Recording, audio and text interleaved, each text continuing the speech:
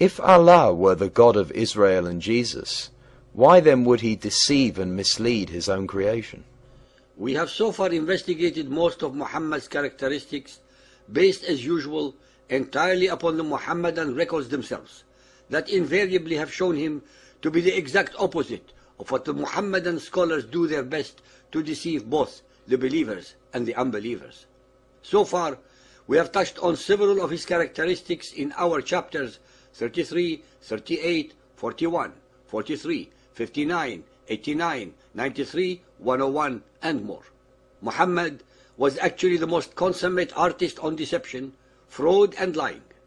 The Arabs of the so-called Jahiliyyah, days of ignorance, had more honor, veracity, and decency than they ever had or could ever have after Muhammad and his Quran have done to pervert them. He encouraged treachery, lying, betrayal, deception, and all other similarly nefarious characteristics for as long as they were useful to his agenda to convert the whole of humanity to his twisted vision of Islam. These accusations are not based on anger or hate, but are based entirely upon the Muhammadan Muslim records themselves, in the Quran, in the Hadith, and in their history, as we have repeatedly shown. Ladies and gentlemen, I would like to remind you of the conclusions that we have made about Muhammad and his Allah in chapter 29, Satanic Quran. In fact, every letter, every word, every ayah, verse, and every chapter, surah, in the Quran are the product of Muhammad's personal thoughts and imaginings, his own alter ego, cleverly projected into the unsuspecting mouth of Allah, the supreme pagan rock god of Mecca, embedded into the corner wall of the Kaaba, called the Black Stone. All the major players in the Quran, Allah, Gabriel, and Satan, are actually one and the same, Muhammad himself. That is why I shall prove to you that Allah is a deceiver, exactly like his character author Muhammad. Al-Baqarah 2.6. As for the disbelievers, it is the same whether you warn them or not. They will not believe. Allah has set a seal upon their hearts, upon their hearing, and a covering over their eyes. There is a great torment for them. The disbelievers will not believe because Allah had already predestined them to be so. Allah has set a seal upon their hearts, upon their hearing. They are not at fault, since they have had no choice in the matter. Yet, the allegedly merciful and compassionate Allah nonetheless sends them to eternal damnation in his hell.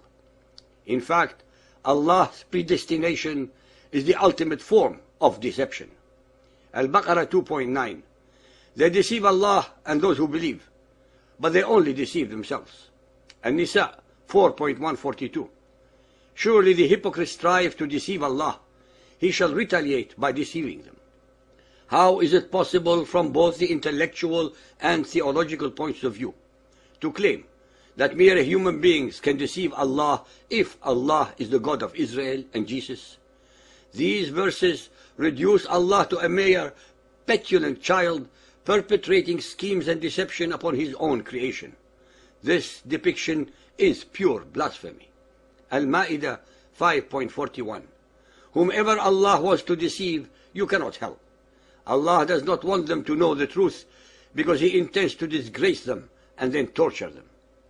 It is a pathetic belief system if its God, Allah, conspires and deceives His own creation, and then without mercy, morality, or justice, have them consigned to eternal tortures in His hell.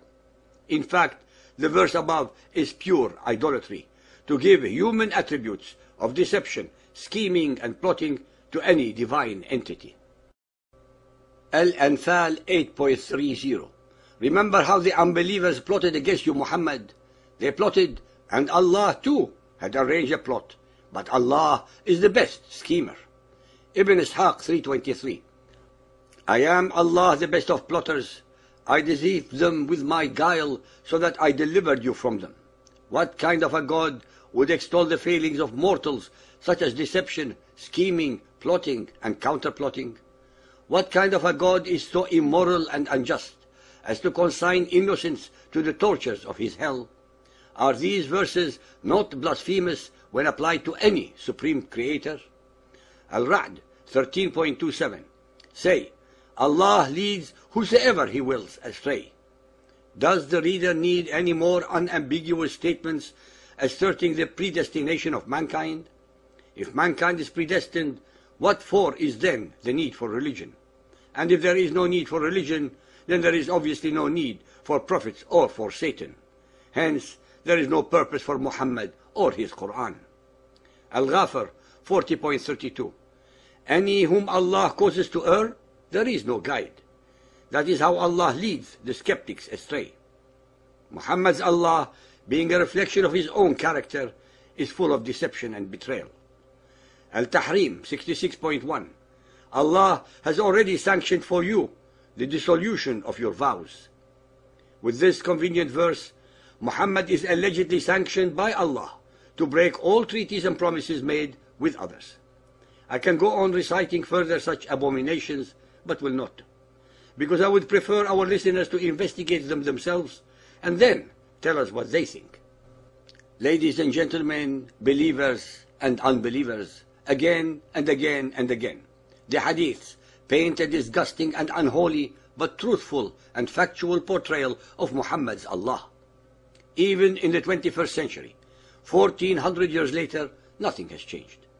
The modern followers of Muhammad, politicians, educators, leaders and their media do their best to deceive the unbelievers as well as the believers by doing their utmost to pretend at distancing themselves from those whom they call radical Muslims. In fact and in reality, by their deafening silence, they actually agree, condone and support suicide bombings, assassinations, terror and the undermining of our democracies with the sole purpose of their publicly declared aim of Islamizing the whole of humanity.